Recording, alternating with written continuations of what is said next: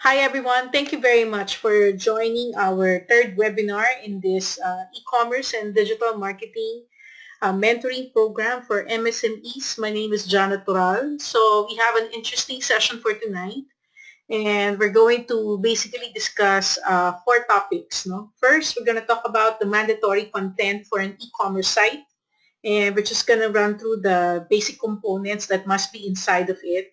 And then afterwards, we're going to briefly talk about buyer's persona. Actually, I interchange it. So I think we're going to start with buyer's persona first before we do the mandatory content for an e-commerce site, because the content should be patterned after the buyer persona. Afterwards, we're going to do some review of competition analysis. Although we did a little bit of competition analysis during our first session when we started looking at the most popular e-commerce websites in the country today, but this time we're going to use the competition analysis tool in analyzing some of the players in the market, especially those that you've identified to be your competition.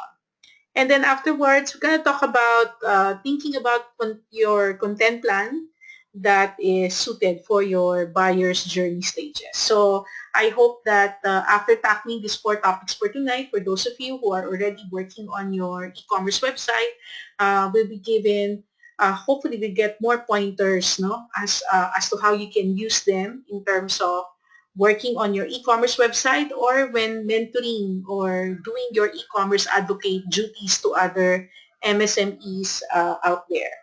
So when I was designing this session and contemplating on what should be included, what topics should be in, and what are the components that must be discussed, those were the things that were taken into consideration. No, first, it's either you're building your own e-commerce website and you want to make sure that you have everything complete, or maybe um, you're helping someone, or maybe you're a professor or somebody working for the government and you're assisting MSMEs and you get asked as to what should be in it. So I hope that this session will be useful for you.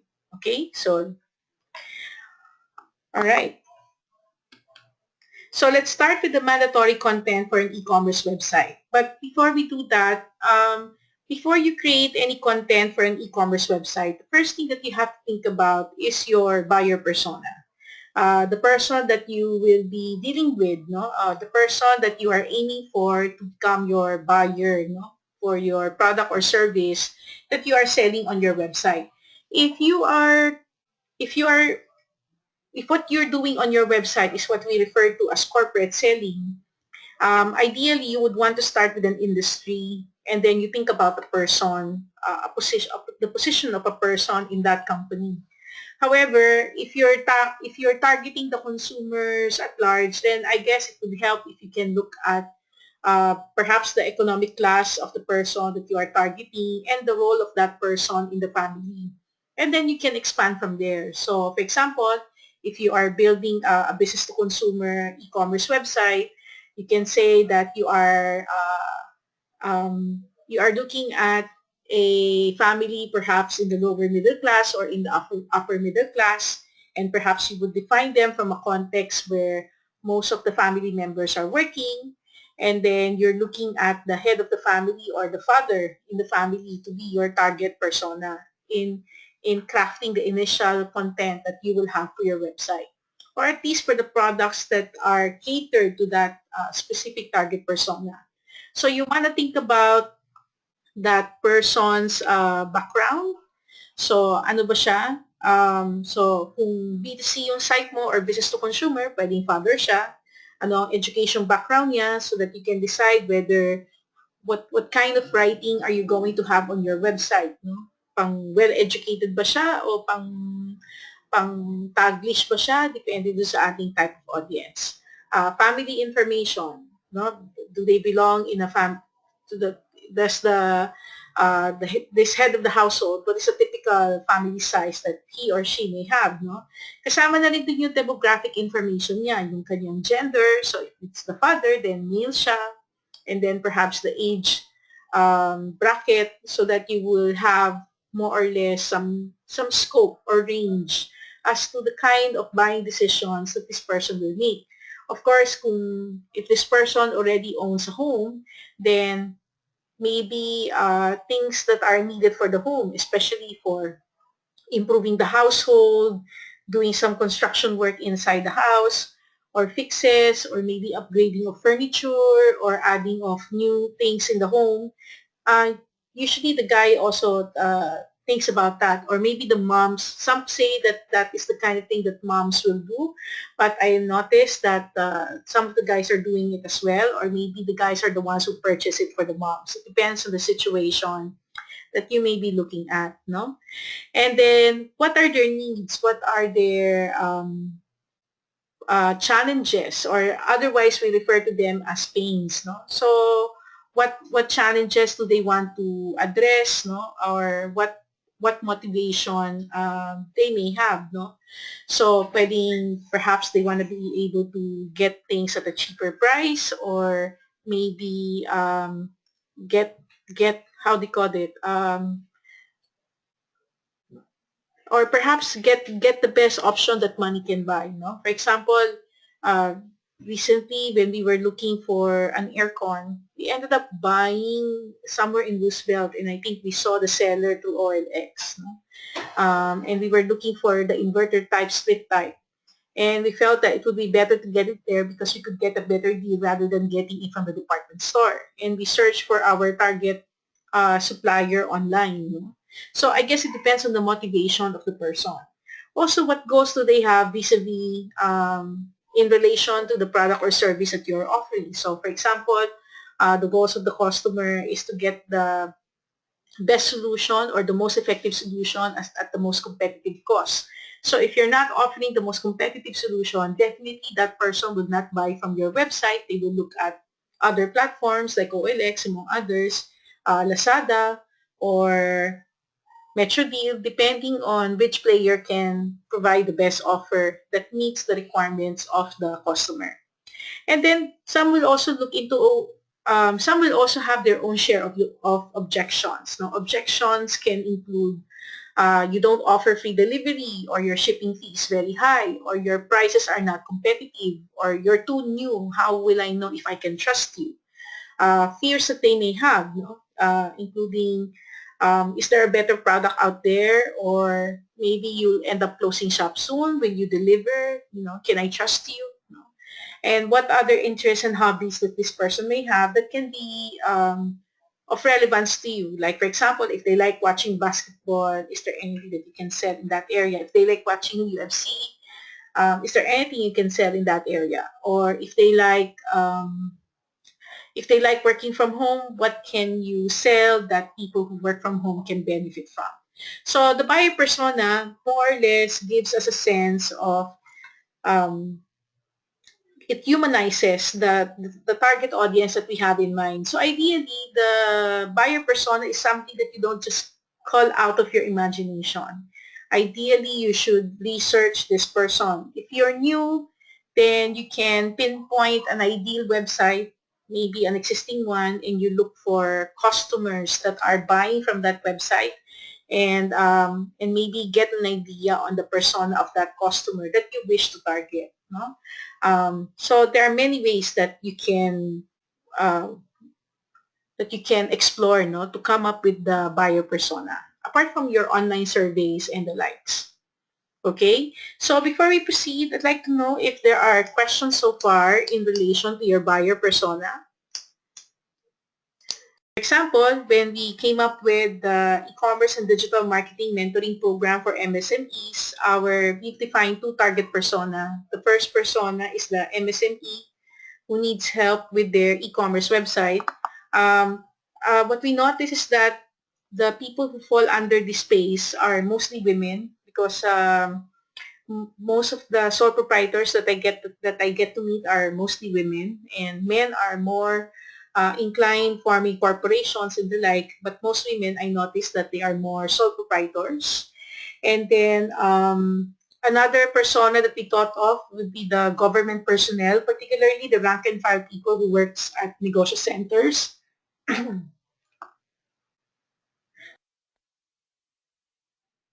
including those who um, who teaches e-commerce in colleges and universities. So we thought of three personas, no, insofar as creating that site is concerned and creating this program. And then demographics, mostly more skewed towards the female gender. And although of course there are a lot, the content also caters to men, but the way we are sensitive in the creation of the content, the way we develop it, we are more sensitive towards the women, no? And then the age, usually I notice the female entrepreneurs who join our programs are mostly are in their 30s already. And then income, most likely less than 50,000 pesos a month. I won't be surprised if it's lower than 40,000, but I think less than 50,000 is already a good assumption. And then their needs, as much as possible, they would like to get advice on e-commerce, but they want to learn something that they can use right away. And then their goals, when we thought about this, it's more of how can they keep up with competition, how can they make themselves relevant, and using e-commerce to achieve that. Objections that they would usually have would be not having enough time to attend face-to-face sessions or even face-to-face trainings because they are already occupied in running their own business, because most of them are sole proprietors or do-it-yourself. Fear would be relevance in the market and whether they will be able to sustain their business. Their interests, their hobbies, actually they are more do-it-yourself and are self-learners. So those are the kind of audience that we are looking at when we design the program. So it is important to think about your buyer persona because more or less, and especially if you're going to take it from experience, because more or less it gives you a guide, no? A stick or a guide in terms of creating your content. Okay, so let's continue with our discussion. And of course, when you're ready to share your buyer persona for your website, let us know. Last week, we end our session with this slide about content is king, about the things that you have to consider when crafting your site. So what I'm going to discuss would be the first three, the product photos, the product description, and the policies. For the others, I think they're more straightforward, particularly your company profile. It talks about you, your history, how you came about, contact us in terms of how can you be contacted. And then social media updates are the things that you post online. Help desk system would be how can you be contacted in case there will be disputes or concerns on the transaction. Now, something to remember, some items to remember when creating your content. First, you have to start with what we refer to as product photography. When you get to watch videos like that of Lazada, usually they have a box where you can put in, what do you call that? Crepe paper, white, or Japanese paper, white, and then a cartolina, white. And then you put two lampshades on the side. Um, of course, yung box medyo butas na siya, no, para doon tututok yung ilaw, and then you can start taking photos. Although, there are other ways that you can take your photos, like Shopify and Web Retailer can point you to, has a more simpler approach, like having a white background, a white cartolina, just ano siya, no, nakalean siya sa wall, and then you have your camera resting on a tripod, and then that's when you start taking photos. Of course, you can use reflectors also if you want to if you want to balance the light, and best also to take photos on daytime if you want to take advantage of natural light rather than relying on flash, no, when taking product photos. I think the common challenge insofar as taking product photos are concerned is when the MSME takes a photo of the product na nasa packaging, meaning nakakahon, naka-plastic, nakalagay pa rin yung tutak. Yes, that's one way of taking your photos. But I think if you're selling something, it must be able to provide also some eye candy, pleasure for the viewer. So that means dapat naka-open siya, siguro nakalagay siya sa actual container niya, or maybe a sample of how it's being used, especially if perhaps that can be shown through video, among others. But at the end of the day, it's really about showing a product in a sense na nahahawakan siya. No? Parang you can almost see it, you can feel it, you can smell it, you can easily visualize it. Kasi kapag naka-full packaging siya, most of the time, it doesn't give you really an idea as to the thickness, the color, more or less a grasp of what will be the texture of the product if it's fully packaged at yun ang tinuna mo ng picture at ilalagay mo sa website. Okay? Now, when writing your product description, I know this is quite lengthy, but I decided to put it all in one slide so that for handout purposes, it's going to be easier for you to review it. So just a reminder, always remember that when writing your product description, think about your buyer persona first. The buyer persona is your, more or less, your guide, or that person is your guide when writing your description. It is as if you're telling a story to that person. If I'm telling a story to a negosyo center staff, or if I'm telling a story to a young MSME entrepreneur, or maybe someone who's in their 30s already and is already panicking, whether they could still make a sale or whether their business will do well because the number of face-to-face buyers is no longer the same, and thinking whether online is for them, no? So you have to think about that persona when writing your products, when writing your product description. So think about what features and benefits does your buyer care about. For this buyer persona, what do they care about? What specs are important so that your buyer is fully informed? You also have to think about what sets your product apart from similar products out there. How does it work? Does it require extra pieces? I mean, does it require other products to fully use that product?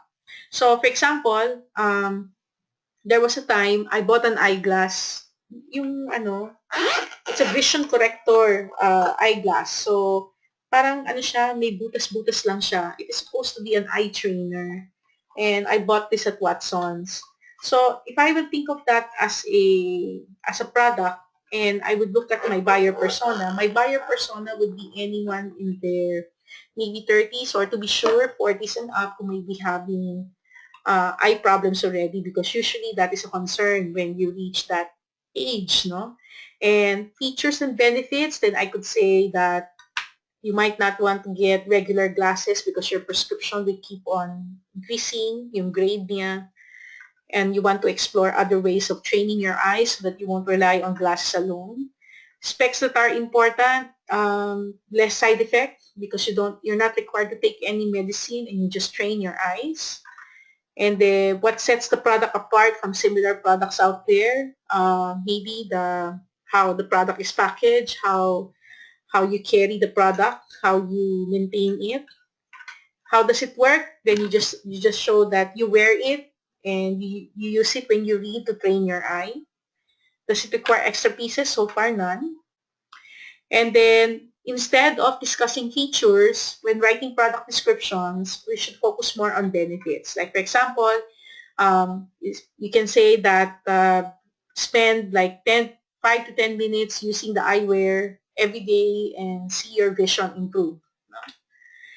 As much as possible, we are also reminded that the copy must be experiential. Like, where will people use this product? So you provide the context. Like, for example, you can say that use this product while resting in your bedroom, reading a page from your favorite book while resting, or maybe while you are in flight and you have time to train your eye.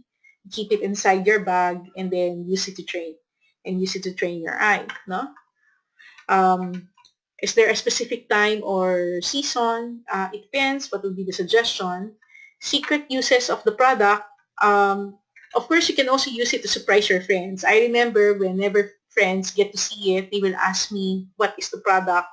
Or does it work? And then I would end up letting them try it and they'll be surprised, especially after giving them a specific instruction, like you only have to um, focus your sight on one pinhole, and then they will be surprised that they can see it or they can read what they're looking at, no? And then talk about the problem it solves and how does it improve your experience. So I think by relating to this eyewear, siguro para lang magkaroon kayo ng context kung ano yung ginagawa ko na example mo. Sorry kasi parang bigla ko lang siya naisipan. para lang ma-describe ko siya. I'm referring to the vision therapy eyewear. Yan, meron pala eh. So, ano siya, no? Ito siya. Yan. So, meron kasi ako ganito eh, no? So, I'm referring to this vision therapy eyewear for this exercise, no? Yung ginagawan ko na example ngayon kung paano ko siya describe. So, the problem it solves, yun nga, to correct your vision, no? So that you won't be dependent on glasses, especially if you're the kind of person na palagi nawawalan ng salamin, kagaya ko, no? And improves your experience over time. And then, of course, you can further enhance the copy by including videos. You can also include user-generated content like people sharing their stories and reviews of the products by other people. Make sure that your product description is easy to read. And I've seen a lot of product descriptions where the writer or the site owner does not exert any effort. When I say they don't exert any effort, maybe it's like a 1 or 2 sentence. Parang ganun lang, no? Siguro kung meron kang guide na sinusundan, and then you think about it from the context na meron kang kinikwentuhan. You're telling a story to someone, explaining how the product works, then you'll be more effective in writing it. So that's why I like using this as an example because usually this eyewear is a conversation starter with friends, no? And although I'm not so sure whether they end up buying it or not, but I think yung thought na you go through the motion of explaining the product, answering customer questions, you tell it from a story that is experiential, and even if you're not related to the company or anything, more or less, because of your experience, you can tell the story as to why you like the product and why people should explore testing it with their eyes, no? Or I mean, testing it on their eyes. So before we proceed, do we have any questions so far on product description, writing checklist? Okay, so again, to wrap up this part of the lesson, make sure that you are fully versed with the product that you're selling so that you can write it in such a way that is natural and friendly to your target persona.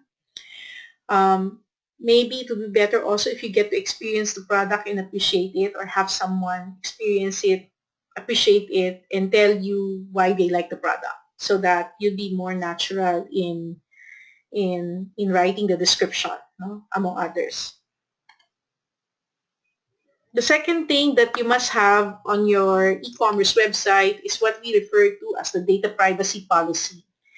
Um, there are templates available online that you can use to create your own data privacy. There are now data privacy policy generators, and I will give that to I will give the link to that on the next slide, no?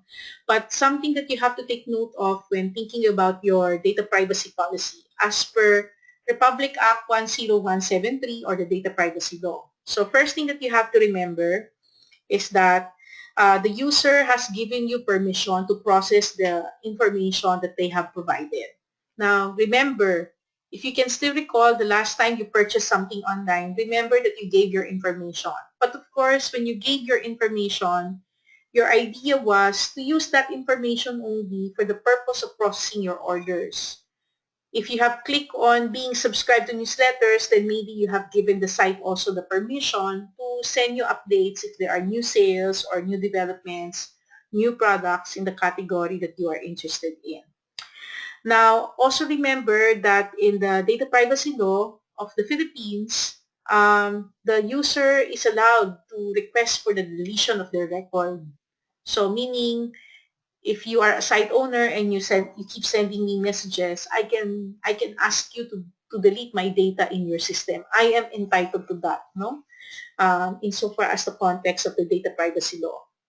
Another thing that you have to note of is that in the data privacy law, the website owner will only use the data provided to them for purposes of processing order and keeping the user up to date. You cannot use it for any other reason without the permission of the user first. Although, of course, you have terms and conditions, you have fine print, among others, but if you have not exerted effort to make sure that that is clearly communicated to the user, any misuse or abuse on the information of the person can put you into risk, no? Like for you, in your case, for example, you subscribe to the e-commerce and digital marketing mentoring program for MSMEs, and that's the reason why you're attending this webinar. I can only use your information for purposes of communicating with you insofar as this program is concerned. I cannot use your data for anything else without your consent. If I end up using your data, like for example, sharing it with another company or selling it, and you found out, no, you can charge me for violation of the data privacy law. Okay. Um, of course, even if the user requests for the removal of their information, there are situations where you cannot remove the information of the user, especially if they have purchased something from you.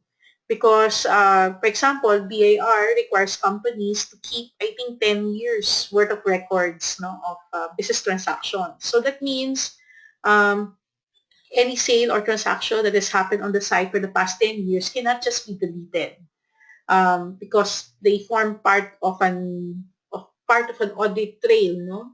Especially if BAR will have any question on any tax year and wants to look into transactions. And also, although I was not able to state it here, if you file a complaint or somebody filed a complaint with the police or with the National Bureau of Investigation, the moment I receive a copy of an order to cooperate in an investigation, I am required by law to preserve your data for at least 6 months, and then up to a year, no? For as long as there is an order from the court or from the police to retain that record or to retain that information. That is in addition to the requirement of the tax regulators. No?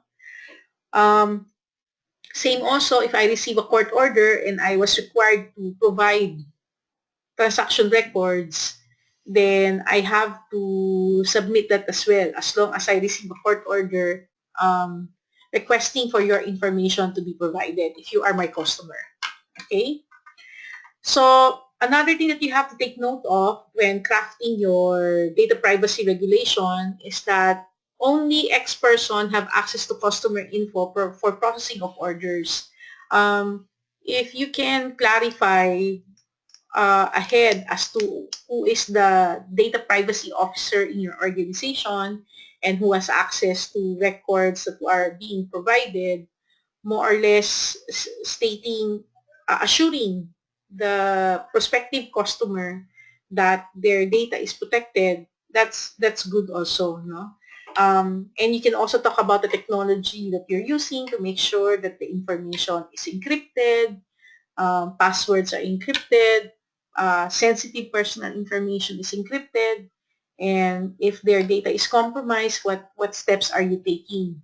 Note that under the data privacy law, let's say you run an e-commerce website, or even if you have a company and you have a big database system in your company, and then you have an employee who left the company, and before leaving the company, they copied your entire customer database, including sensitive personal information like birth records, financial records, and the like.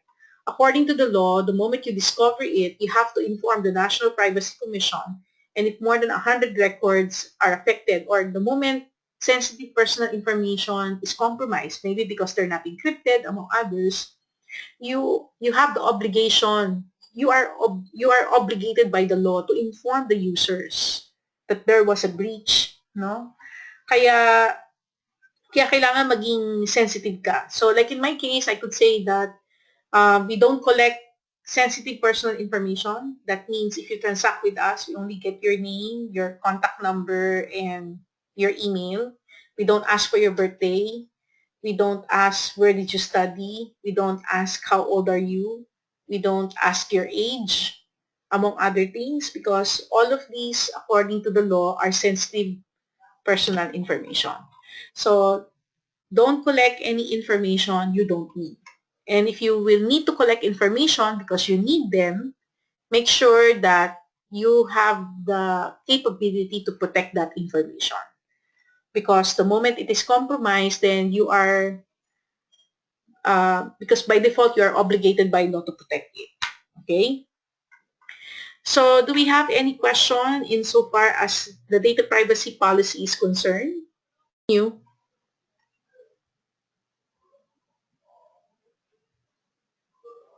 So if you want to create your own data privacy policy, you can visit freeprivacypolicy.com, iubenda.com, and getterms.io. Okay, so anyway, I'll be posting this online and you'll be able to get a copy of the handout.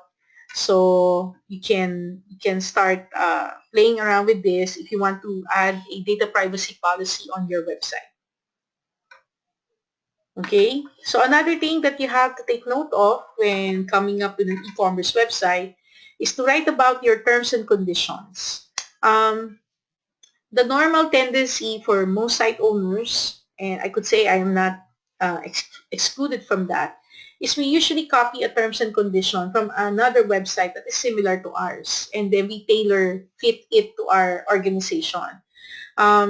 Siguro kasi, especially if we don't have lawyers, nagmamadali tayo, or, we don't really want to think about it from the ground up, yun yung parang nakikita natin pinakamadaling gawin. And if it can be written in a user-friendly way, the better.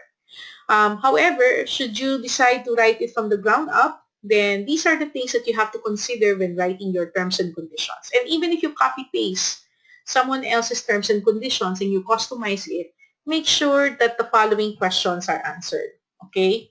So first question, or first item to take note of, you must be able to provide details about your company inside the terms and conditions, your business address, contact info, tax registration, business registration, among others, and even the contact person if you want to. Ownership of goods. Are you a retailer? Are you a retailer or a marketplace? Now, this is very important, especially insofar as tax regulations are concerned. If you are a retailer, then technically you earn from commissions. So meaning out of every sale, you earn a commission. If you are a marketplace, more often than not, you don't earn a commission, but what you are charging is what we refer to as a service fee. Now, from a tax regulation perspective, commissions I believe, are subject to 10% tax or 12% tax and can be vatable if I'm not mistaken. And then kung marketplace ka, what is chargeable is what we commonly refer to as the 3% service fee. 3% tax for services. Okay? So you have to clearly communicate this because there are .coms or e-commerce website that became subject of a tax investigation because the interpretation of the tax regulators is that they are retailers rather than marketplaces for two reasons, because they are the ones who collect the payment for the others and they're the ones who fulfill. So as a result, they are perceived to be retailers rather than marketplace owners. So, so you need to clarify this in your terms and conditions and make sure that if you are a marketplace and you have merchants joining your marketplace, um, you also have a contract with the merchants, clearly asserting the relationship. So if you are a marketplace, the ownership of the goods belongs to the merchant. The merchant is the one who fulfills, who delivers. If there are complaints on the product, the merchants have the obligation to replace it. The merchant is the one who issues the official receipt. Now, if you are a retailer and you have suppliers, the merchants now function more as a supplier, and maybe what they're issuing to you instead, you as a site owner, you're the one issuing receipts to your customers. And while your suppliers will be charging you invoices for any sale that was made. No? Now, there are situations where the marketplace may be the one issuing the receipt to the customer, but still, the marketplace still functions not really as a retailer, but really more of a marketplace relationship with the merchants. No? So pag ganun situations, the merchants naman issue what we refer to as charge invoices. Okay? Next, is a sale and offer. So if I am selling something on my website, and then you decided to purchase from me, is that a sale or you're making an offer to buy that item from me? Therefore, if you're making an offer to buy that item from me, can I tell you whether it is available or not? Can I refuse you from buying that item from my website? Um, I think that is something that you have to clarify also, that when an order is made, is that order absolute or you still have to approve the order, okay? And can decide whether to decline or turn down an order. Kasi minsan kapag nagkakaroon ng dispute, dun nagkakaano, no? Especially if what you're selling is a rare item, or maybe something that is put on an auction, and then you have a process where there are several parties bidding on a product, and then someone who didn't got it might end up complaining because he or she felt that she should have been the one approved to purchase it, no? So if you are in that situation where you have the prerogative to choose which buyer can buy an item from you, then you have to clarify that the sale is not necessarily an outright purchase, but more of an offer to purchase a product on your website. I think a good example of that is what Philippine Airlines is doing right now. For those of you who fly PAL, if you notice, they now have a service where you can bid for business class tickets. Like for example, if you book for an economy class and you want to upgrade to a business class, what PAL does now is that you can bid for that business class seat. And if PAL approves that business class seat, you will be able to get it and pay for the amount that you bid for. So meaning, let's say I book an economy seat, the economy seat is 3,000 pesos, and then I decided that I want a business class seat, but I want to bid 700 only. It doesn't mean that I bid it for 700 and committed my 700. That is already a sale. I have to wait for PAL to approve whether my 700 offer is acceptable. If they approve it, then they can process the transaction and I can get my business class upgrade. Okay, so I think that is a good example of is a sale and offer. Now, you also have to think about up to what point are you liable as a site owner. So for example, you have a website, you're selling something online, and then you have merchants or you have suppliers, and then you found out that one of them was selling counterfeit products or knockoffs, no? I think we're all familiar with knockoffs, no? So if you are the site owner, remember, since you earn commission or service fees from transactions, you are liable for anything that gets sold on your website. So you have to make sure that you're dealing with legitimate suppliers. Of course, the marketplaces, the C2C sites, like mga forums or classifieds, they can say that they are spared from that kind of liability since they're not processing any sales transactions. However, they are obligated to still screen and to accept complaints because they get discovered through their platform. But their liability will be less because they're not necessarily processing the transaction or making money from the transaction. But the moment you make money from the transaction, and something goes wrong with the transaction, you are automatically liable for that transaction. Okay? So if you put in your terms and conditions like we are not liable for any transactions or dealings happening on this website, buyers are advised to investigate what the merchant is selling, um, maybe you can you can get away with that, but not entirely, no? Unless when a customer purchase, you keep on showing that disclaimer, no? It's like, halimbawa, bibili ka na sa site ko, magpa-purchase ka na, biglang lalabas yung disclaimer na, oh, website A is only a platform to allow merchants and customers to meet with each other. Any transaction between you and the merchant is between you and the merchant directly. Any dispute arising from your transaction, we are not going to be liable from it. If I keep on reminding that to you before you make a purchase and you proceed with the purchase with that warning, then I could say that, yeah, I'm limiting my liability as a website owner.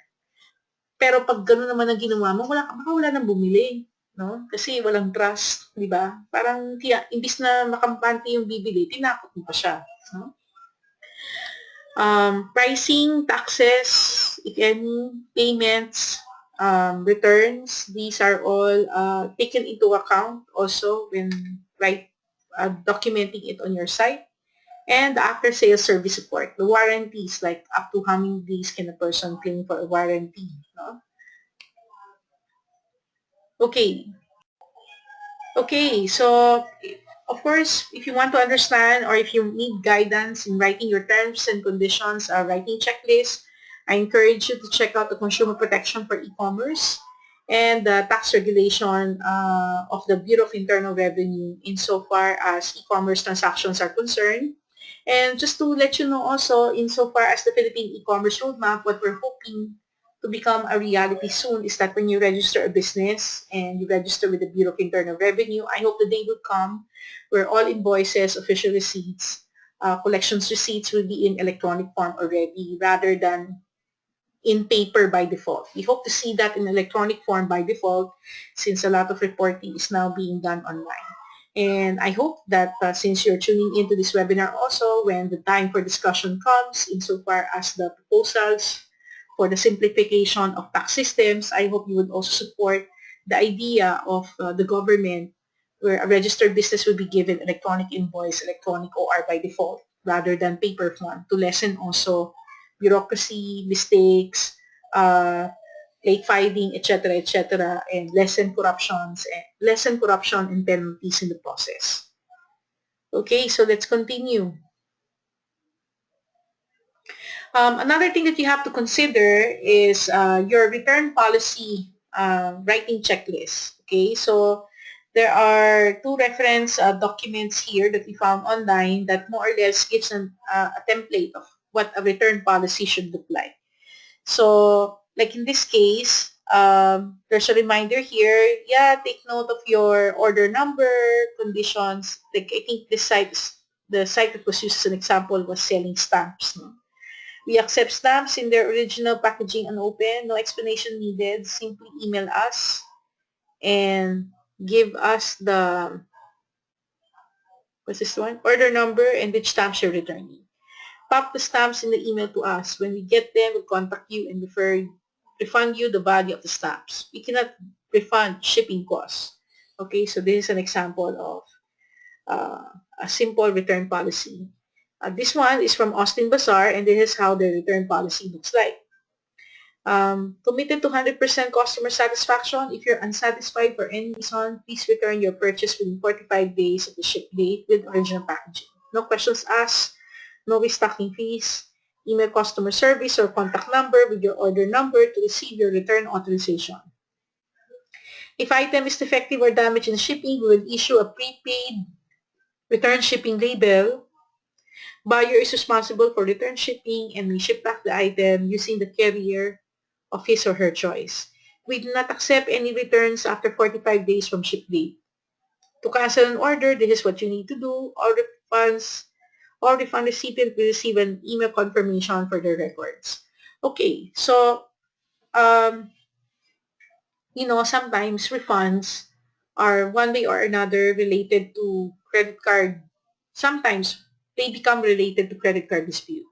Last week before Christmas and after Christmas, I encountered two disputes. No, the first dispute I encountered it myself. No, it was very surprising for me because I've been using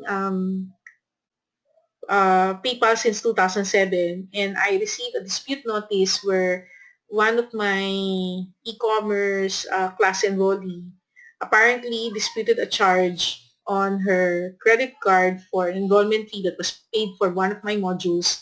Hindi siya shopping cart eh. Usually, it's a send money ang nangyayari, no? And, and na-refund na siya nung credit card niya. And I got to note na December 23 and I was given 10 days to prove that the transaction happened.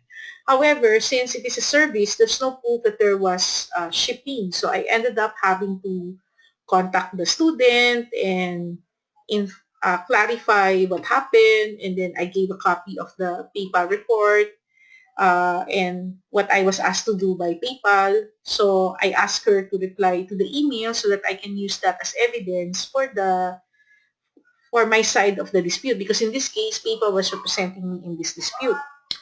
And then when the reply was given, I saw another dilemma. Apparently, the student who enrolled in my program used the credit card of her mother when she signed up for the program. And I think the mother became a victim of several credit card charges that she believed she did not make, and therefore was canceling several charges that included the charge that was done for enrolling in my course. So of course, I was contemplating about it, but then I realized, how will I know that it was not the right credit card or somebody else, used a different credit card? Because in PayPal, you just receive a notification that this person sent you payment. And supposedly when you receive payment, you don't get to see the credit number that was used, among others. So there's no way for you to say that it was a fraudulent credit card. And the transaction was hindi naman siya unverified na status that will put the transaction into risk, no? So, so anyway, I already submitted. I was waiting already for the result. But at any rate, I advised my student then na tumawag siya para i-clarify yung charge. So that's one example. The other example was with one of my students who built an e-commerce site, which is a grocery store online. Ang nangyari sa kanya, last week nakakuha siya ng 2 notification of credit card dispute for 2 grocery transactions amounting to, I think, 12,000 pesos. And and they were disputing the transaction. So umabot na sa PayPal, and then PayPal notified tong e-commerce site owner about the transaction. So he is now being required to produce evidence that the delivery was made. And dun yung nakita yung kanyang challenge. Kasi ang ginagawa pala niya, since siya yung nagde-deliver ng grocery, ang delivery niya logbook style lang. Yung nagpapapirma siya sa logbook, no?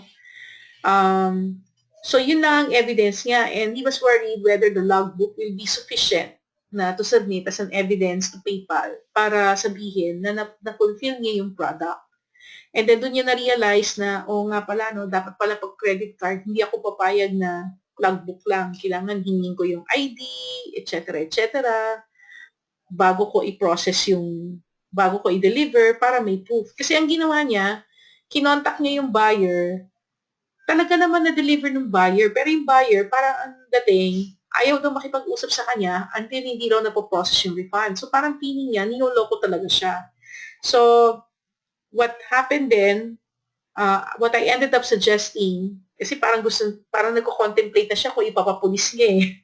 So sabi ko na lang sa kanya, pumunta siya ng barangay, yung delivery guy niya, sumama, yung staff niya dun sa grocery, sumama, tapos kasama ng barangay, pumunta doon sa bahay, itanong bakit di-dispute yung transaction. Kasi inamin naman nila na tanggapin na yung product eh. Bakit nila di-dispute? Tapos, ipa-record niya yung meeting na yon. Tapos, yung record ng meeting na yon, yun yung isubmit niya sa PayPal as evidence. So, medyo masalimuot, no? Nasabi ko nga sa kanya, good luck, no? Pero I'm hoping na it will turn out to their favor.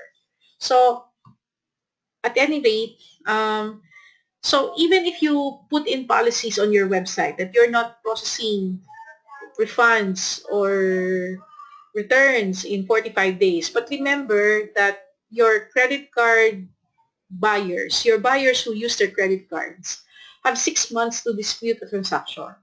So I think you need to put a ceiling or an amount that if an amount of this value was purchased from you, make sure that you get a copy of the ID or some way to record the transaction so that, and especially if the person is using a credit card, to protect yourself, no, kung talagang magkakaroon ng matinding dispute in the future.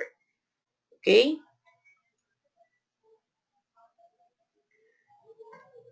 So also you have to think about, if you're building a new website, you also have to think about your brand identity. No? How are you going to be perceived? No? How are you going to be, how do you call that?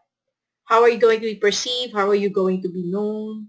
The kind of relationship, the kind of culture that you want to reflect, insofar as your dealings with your prospective buyers are concerned, or how you communicate your website. So if you're still struggling with your brand identity, you can check out brandfascination.com and take a free test. And by the way, this coming Wednesday, we're going to talk about the fascination advantage. So for those of you who will be taking this test, can join the webinar on Wednesday. We have a free webinar on the fascination advantage. If you have not, if you're not part of our digital influencer project webinar series and you would like to become part of it, that is also free. We do that monthly. You can send me a private message later on via Facebook. My Facebook is Janette Toral or Digital Filipino, and I can give you a link to that so you can sign up. You normally want to be clear with your brand identity because communicating insofar as your buyer persona is concerned is one thing. You customize your message for your buyer persona. But communicating your brand is another. So they have to go side by side. You cannot compromise your brand identity because at the end of the day, that's what makes you unique. So it's everything that you project and how are you going to be perceived online. So don't take your brand for granted and really think about it seriously on how you're going to be perceived online. So if you are a corporate brand, these are some of the things that you can take note of when building your brand identity, your vision statement, your mission statement. What is your essence as a brand? What is your personality as a brand? Your position or your value proposition. So more or less, you will be able to capture this during when you create your business model, and when you start rewriting up your about us, thinking about who you are, what you do, what makes you different, why should people do business with you, what gives you the right to be in business, why should your prospective customers trust you.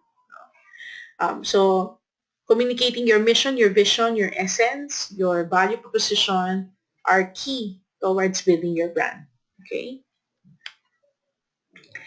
So I hope those guides are helpful in terms of creating your content and at the same time in communicating your brand. So let's move forward to competition analysis. So the moment you decided to sell some stuff online, usually your next point is to research as to um, who are your competitors out there and what have they done. So there are many tools that you can use to do a competition analysis.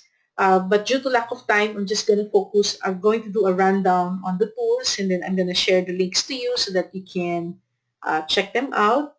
So for example, you can, for checking out your competitors, you can use sites like Quantcast. So that's one tool that you can use. So for example, sino ba maganda na i-research natin? So let's say we're looking for a website and we want to find out how are they doing. So you can use Quantcast, no? So sino ba magandang Okay, sige. Sino sa inyo may website na gusto niyo i-type in natin sa Quantcast? Anyone who would like to volunteer? Type your website URL. Okay, si Daisy Lee nag-volunteer. Daisy Lee, hindi ko alam kung naayos mo na ba siya.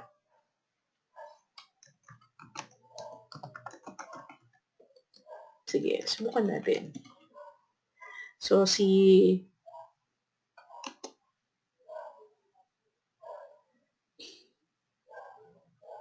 wala pa siyang results. So, sabihin nito, wala pa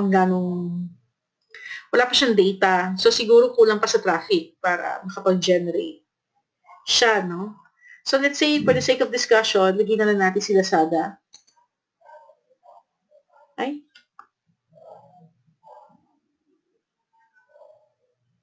Ano ba sabi niya? Search for a site or app. O baka kailangan kong mag-ano. Ayun. Sige.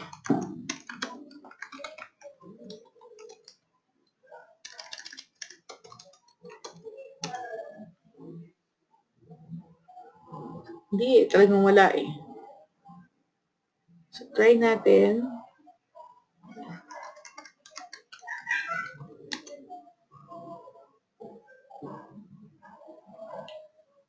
Okay. Baka kailangan ko mag-sign up para makakita ako sa kanya.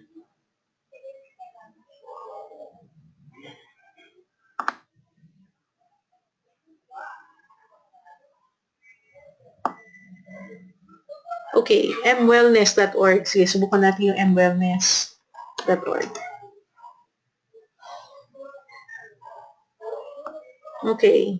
So, either may problema si Quantcast o kailangan ko mag-login na. So, anyway, explore na lang natin siya later on. So halimbawa, puntahan natin si mwellness.org. Yung sinuggest sa atin ngayon. So, si SEMrush naman, ang gagawin niya, magbibigay siya ng report, yung domain overview ng website. So, usually, ginagamit natin to kapag meron tayong tinatayong website and we have a competition. We want to find out how our competition is doing and try to figure out kung kamusta yung traffic niya. So, chine-check natin yung kanyang backlinks, paid search, ilang beses siya lumalabas sa organic search, gaya sabi dito, ano yung keywords na nakikita siya sa search engine results. So, yung Ananda Marga hot foot bath health benefits, doon daw lumalabas siya. No? Tapos, organic competitors dahil siguro pareho ng content. Tapos, saan galing yung mga content niya? Sino yung mga may write-ups online na nakalink sa kanya? And then, you also got the chance to see kung ano yung mga referring domains, yung mga nakalink sa site niya. And then, ano yung mga pages niya na naka-index na. Okay? So, more or less, pwede ko sabihin na, okay, mukhang competitive naman yung site. So, halimbawa, paano kung bago pa lang ang site mo? So, kung bago pa lang ang site mo, most likely, baka maraming zero dyan, no? So, halimbawa, si argawbeautysoap.com, puro zero pa siya kasi siguro dahil wala pa siyang write-ups, hindi pa siya ganun lumalabas sa search results, hindi pa siya hinahanap ng tao online. Pero kung tutusin, right now, insofar as keywords are concerned, lumalabas na siya sa search engine result for Papaya Kojic and Papaya Kojic Soap Review. Kaya lang ang position niya nasa 87 and 95. So kung gusto niya mag-improve yung ranking niya at magkaroon siya ng ranking dito, kailangan dumami rin yung tao magsusulat tungkol sa kanya at magkaroon siya ng sarili niyang content. Okay, so that is what more or less SEMrush gives us as an idea. Okay? So thank you very much, Rosa and Daisy, for sharing your websites. So mamaya subukan pa natin siya. Okay? So yan si SEMrush. Another site that you can also explore is the Most Open Site Explorer. So halimbawa, tingnan natin ulit si mwellness.org. Ayan. So, domain authority niya is 27/100. At ito ang kanyang sources of inbound links. Usually, sa mga SEO professionals, itong information na to, ginagamit to para to scope out kapag nagbibigay ng quote. So, halimbawa, kung let's say competitor mo to at gusto mo ma-outrank mo siya, so, depende kung ano yung ranking niya, doon magkakaroon ng idea doon sa degree of difficulty. How much work needs to be done para malagpasan siya. Or kung role model mo siya at gusto mong mag-improve yung site mo at magkaroon ng ranking na kagaya sa kanya or even better, you can see what they've done kasi makikita mo sino yung mga nagre-link eh. How many yung links na nakukuha niya. You can see what they have done on their website and take inspiration from it para magawa mo rin siya sa site mo. Okay? So that's a Moz research tool called the Open Site Explorer. Okay? So kung gusto niyo siyang itry, ito yung link niya. So, ito yung Open Site Explorer. Tapos yung kaninang sinubukan natin kanina, siya si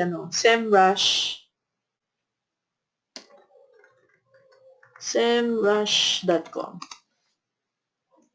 Okay, if you want to try it out. Ahrefs is also popular.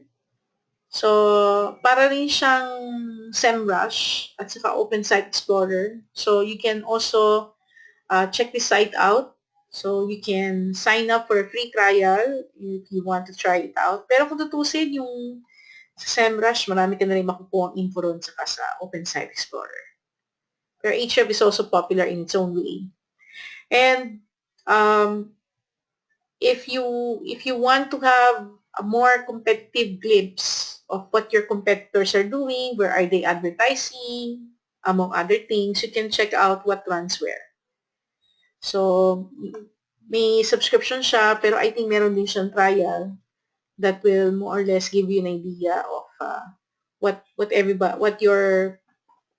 the sites that you monitor, what campaigns are they running online, nasaan sila. So, may nagkakaroon ka ng more or less para a glimpse of what the players are doing, especially the ones that you're monitoring. And then, ito naman, si Data Nice, it more or less gives you an idea as to what sites or platform a site is running. No? So, magkakaroon ka ng idea kung anong mga technology ang ginagamit nila. Okay?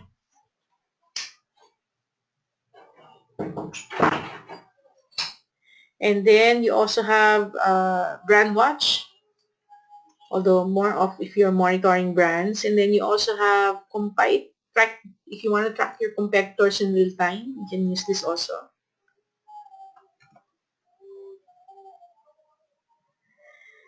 And then there's also SimilarWeb. So for example, sige, panindigan na natin si mwellness.org.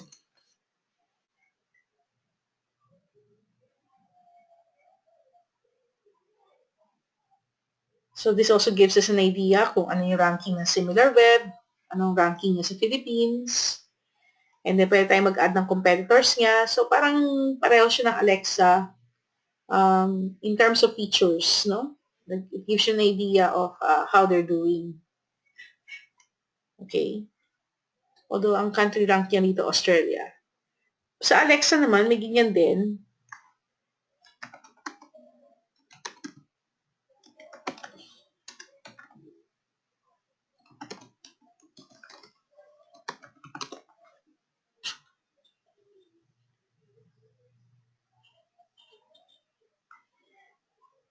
So, pag sinearch mo naman siya, sasabihin niya sa'yo kung anong popularity ng M-Wellness. Bibigyan niya ng global rank. Bibigay ba siya? Although, wala siyang nilagay dito ng ranking. Baka siguro hindi pa enough yung traffic niya para bigyan ng ranking si M-Wellness ni Alexa. Okay? So, sa SimilarWeb, kahit paano nakapagbigay siya ng ranking. Now, another tool that you can also use is Fan Page Karma. So, ito naman kapag may gusto ka i-track na Facebook page at if you want to analyze and improve social media profile. So, you can use this with one fan page for free. So, ang suggestion ko, kung talagang interesado kayo mag-improve ng fan page, you can use this one. And then, meron din Likealizer, nag-analyze siya at saka nag-monitor din siya ng Facebook pages. Yung nga lang, when you use this, kailangan mo mag-login. So, bibigyan niya ng feedback yung fan page mo kung paano mo siya may improve. And then, you can also track it, I think, versus competition. Another tool that you can use is Clear, where it helps you to find social media influencers via Twitter, Facebook, and Instagram. So, pwede kang maghanap dito ng mga influencers near you. Okay? And then, if you're running a Twitter account and you're active in tweeting online and you want to monitor and you want to compare yourself versus your competition, pwede mong gamitin si Twitonomy. Okay? So, these are some of the tools that you can use for competition analysis. Usually, competition analysis is done very discreetly, no? We don't share this information. We do this on our own.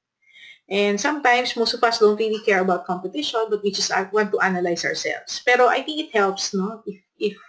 If you also get the chance to see how others are doing it, not necessarily your direct competition, but it can include your indirect competition or sites that you look up to and you want to have an idea on how they do it and how you can take inspiration from that. You can use these tools, no, to have an idea on how they're doing it. Okay? So, may question ba tayo so far sa competition analysis?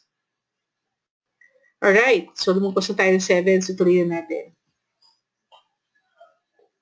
The last part I would like to discuss is creating a content plan in relation to the buyer's journey.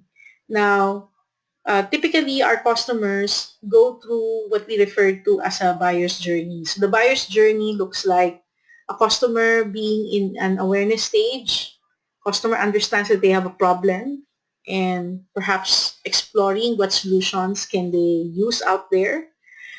And maybe the customers move to the consideration stage the moment they realize what solutions can they start looking at. And they would like to get a deeper understanding of the problem and solutions available in the market. And they go to the decision phase where they start deciding what products to use, where are they available, and where to best get that product. So if you are a marketplace or a website where you're selling products and those products are not exclusively with yours but are also available to other platforms, then the decision is more of why they will get brand X from you when they can also get brand X from another site. If brand X is exclusively available to you only, why should they buy your product versus the other alternatives out there in the market? No? So, kasama siya. Kaya, pagdating sa buyer's journey, marami tayong ginagawa. No? So, kaya kanina, tinignan natin yung argowbeautysoap.com. Nakita natin yung challenge, no? Kasi yung ranking niya parang zero pa siya kasi bago pa lang yung website niya, nagma-marketing pa lang siya sa social media, wala pa siyang blog post gano, wala pa siyang mga write-ups. So, limited pa lumalabas yung kanyang search visibility. So, hindi pa siya ganun ka-discoverable, no? Siguro kapag dumami pa yung content, dumami pa yung mga pictures that more or less gives a different perspective of the product, at may mga magre-review na ng product at napapublish siya online, pwedeng dumami na yung content tungkol sa kanya. Kaya Daisy, I would suggest giving your soap to some of the bloggers and ask the bloggers to write about you. Makakatulong yun para magkaroon ka ng organic links at tataas ang iyong search engine visibility. So, pagdating sa pag-create ng online, usually, pag-promote at para makita tayo online and looking at from the perspective of the buyer's journey. Kailangan, pag tuwing nagpo-publish tayo ng content online, there are 3 things that we have to think about. First, will people talk about you? Will people share your content? Will people write about you? Alam mo yon, di ba? Tayo gumagamit tayo ng Instagram, gumagamit tayo ng Facebook. Di ba? If something really caught our fancy, we take a picture, we share it. Kasi we're so happy with the experience. So, parang ganun siya. Can we come up with content na the moment pakita siya ng tao online, yung tao either pag-usapan siya, i-share siya, or i-google niya kasi gusto pa niyang to learn more about it. No? So, yun yung gusto nating ma-attain na experience kapag pinag-iisipan natin yung buyer's journey. So, we must help the user to discover potential solutions and understand the problem as they search for it online. And as they do their research and look at information that was shared to them, even including by their peers, they will get access to information and decide for themselves what information is reliable and decide what information can they trust online. And maybe the moment they have found several trustworthy content, they might start comparing it and decide which one to more or less proceed with if it's in relation to a purchase and proceed with the purchase. Now, if the purchase experience is satisfactory, Maybe the purchase will not be limited to that purchase alone, but can also be shared to other readers through reviews, among others. Hence the reason why during the awareness stage, it is important that apart from having our presence, of course, if we have a limited budget, we want to be known online and attract customers online through social media because we want to take advantage first of our first connections. But the moment we reach a comfort level in social media and we started attracting buyers already and building goodwill on social media, we also have to seriously look into what people see about us when they search for us online. And especially whether we are appearing on the product category where we fall under, no?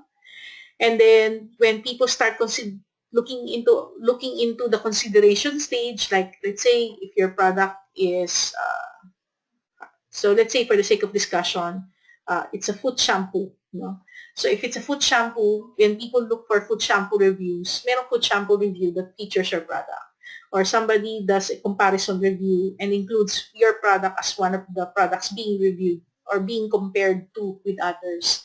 Kasi kung hindi ka nakasama sa mga top 10 list or being compared to others, then ibig sabihin, hindi pa nare-recognize yung existence ng product mo. So, kailangan pumasok ka sa stage where your product becomes identified as one of the solutions. So, for example, sa Argao Beauty Soap, by the way, no, if Argao Beauty Soap is a new MSME where I'm working with them para doon sa kanilang tinutulungan ko rin sila, part sila ng mentoring program ng DTI Cebu. So, ngayon, kakagawa lang nila ng website na ng December and they started doing organic marketing muna through social media.